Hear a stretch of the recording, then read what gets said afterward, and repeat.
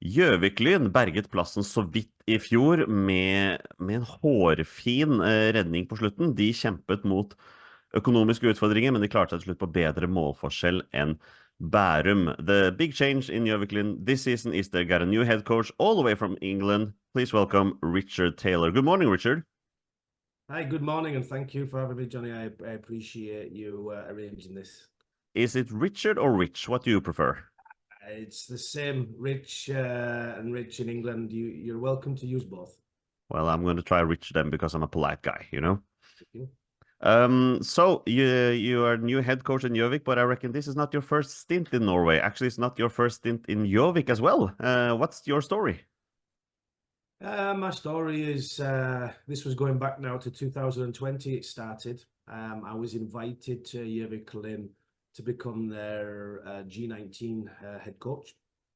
I also worked with their B team, and I did a lot of work with Espen Haag, the previous head coach at GJØVIK-LYN. So me, Espen, and Chris Coates, we were the full-time trainers here. So my first 2 seasons in Norway was with GJØVIK-LYN. That's when the first team had some success in Division 3, getting promoted. That was a fantastic season with the boys here. And then we had some success with the B team, promotion from Division 5 to Division 4 with Chris Coates as well. So that was a really fun season. And then I moved on to Raufoss for a season, and we worked with their G19s. And last season, I had a little spell back in England to give you the full picture, where I went back to York City for 6 months and worked with them. And that brings me back to here now. So I've been in Norway nearly 4 years with a small trip back to England. And this is probably my favorite place to be, GJØVIK-LYN, this club and in this town. It's a really nice place to live and work. I'm kind of curious, how does an Englishman end up in Gjøvik and Raufoss? Well, it's reasonably simple. It probably is a question to ask Chris Coates. He's a friend of mine from the UK, and he was working with Espen Haag at Raufoss. And me and Chris are 2 friends from England from many, many years ago. He's coached me a little bit when I was a child. And he called me and said, he's moved to GJØVIK-LYN, small town in Norway. Are you available? And I said, that sounds like a really good adventure, So when I came over to visit Chris Coates and Espen Haag at GJØVIK-LYN, I said, yeah, this is going to be fun. This could be interesting. So it started with a phone call from a good friend of mine, and it's developed now into a Norwegian life, I guess. I'm sort of making the move over here, and I think I will always be part of Norway now. Even if I were to go back to England, I think I will always come back to Norway for work and friends. This is part of my life now. Well, I reckon Norway is a great country, you know, so I totally understand the decision behind that. So you're the new head coach for Gjøvik. Last year, they avoided relegation on goal difference, and you also get deducted 4 points via economical difficulties. So what's the reason behind you deciding to take this job now with the difficulties Gjøvik has had?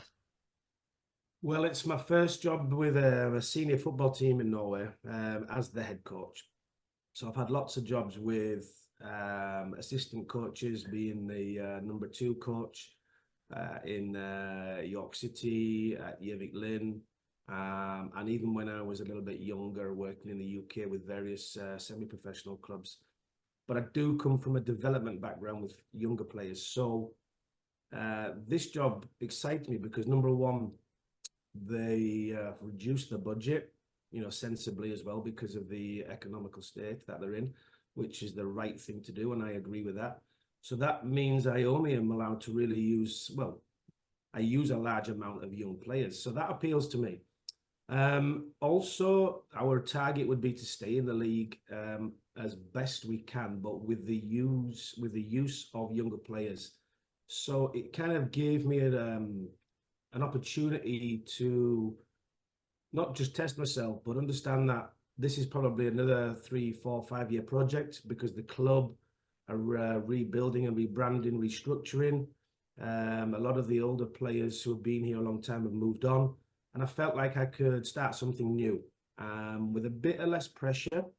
But of course, it's not all easy. It's a very difficult task. But I knew the locals, I knew the players, I knew the staff, and I felt like that gave me a bit of an advantage. It's got to be quite exciting decision for a new head coach to like coming and basically put his emphasis on the team, like starting all over.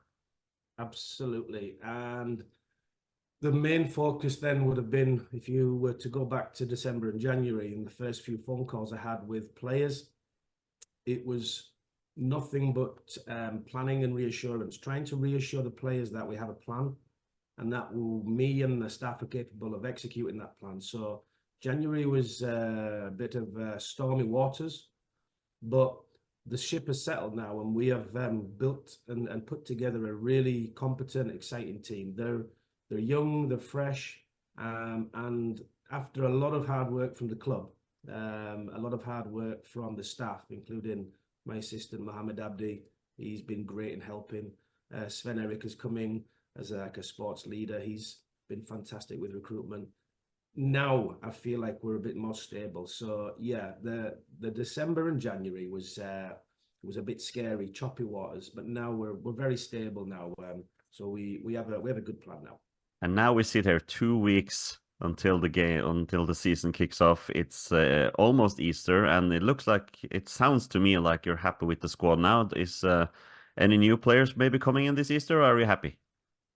No, I think we've done all of our work now. So you might know the last signing was Johan Helen, a French striker who's played in Division 3 a little bit. And he's had various clubs around Europe as well, in the UK and France. And he was our last signing about 2 weeks ago.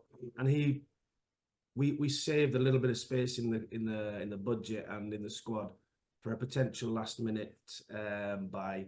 And when we came across him, we thought that would be worth our last investment and our last bit of time we spent looking at him. But yeah, the majority of our players were not signings from far away. Most of our players have come from local areas. And you could see on a normal training day, but anything between 7 and 10 under 19s from Gjøvik in this area, training with the A team, with the A-lag. So that's quite common. So there wasn't a great need for a lot of signings. It was more about looking within what we have in this local region. It's like I'm looking now at the players out region this winter, and it's a lot of famous names, a lot of key players that Gjøvik has lost. And I reckon a lot of football experts and football supporters, well, sorry to say, me included, is gonna guess that GJØVIK-LYN is gonna have quite a difficult season. Is that something that the team is like putting motivation behind? Like no one believes in us, but we will try to prove them wrong? Yeah, there definitely is that. So it goes back to that having not a lot to lose, because the club is starting again a little bit. It's not starting again completely because there's a lot of infrastructure in the club that is important, in terms of our stadium, in terms of our ideas that we're trying, our projects that we're trying to fulfill. They haven't changed. We still want to be a good football club. But yeah, it's just a blank canvas for players. So the pressure's gone in a sense for the players because it's their chance now. It's their careers that are beginning. When you look at the young boys like Lastvetten, Martin Opsal, Oliver Hagen, just three examples. Mm-hmm. They have come through and played in this region for 10 years with younger teams. It's their time now. So I think there's an element of excitement, but also, yeah, we're not what's the word, overconfident. We know that it's going to be a hell of a task. And the players that you're talking about that have left, it was probably the right time anyway. They knew it was probably coming. And it's allowed us to shift our sort of playing style as well. And the boys, just for one example, again, they have drastically improved their physical outputs in terms of kilometers run, sprints that have been measured. So the physical side of this team has made a nice shift forward. And that's something I'm quite proud of, and I'm proud of the players. So the physical testing has been brilliant in the last 2 months. And we've really worked hard on keeping the players injury free and in good condition. So that's something I think that we've added to last season. Instead of taking things away, we've also added some things. You know, when I'm sitting here talking to you, I kind of noticed that you're quite excited now. It's just 2 weeks away, and it looks like you can't wait. Just have to kick this bloody thing off, right? It's also a match day, so it's even though we're playing a friendly game against Elverum locally, I'm excited because we put a lot of work into the team every week, and they give you so much back. Every training session is filled with excitement. So when match day comes, you know, you could go back to a couple of the games against Follow, Selchos, HamKam in pre-season. I was pleasantly surprised that we were able to stay contained and not fall into pieces at all. Even though there was so many changes in the squad, the boys have really believed in each other and they've come together. They've really come together as a group, and that is credit to the players we have, because they're the ones that have said we're not going to be walked all over. We're going to stand up for ourselves. So yeah, when game day comes, which is today, and there's a game in a couple of weeks, I'm always excited, always excited. That's something you need to bring to the players, I guess.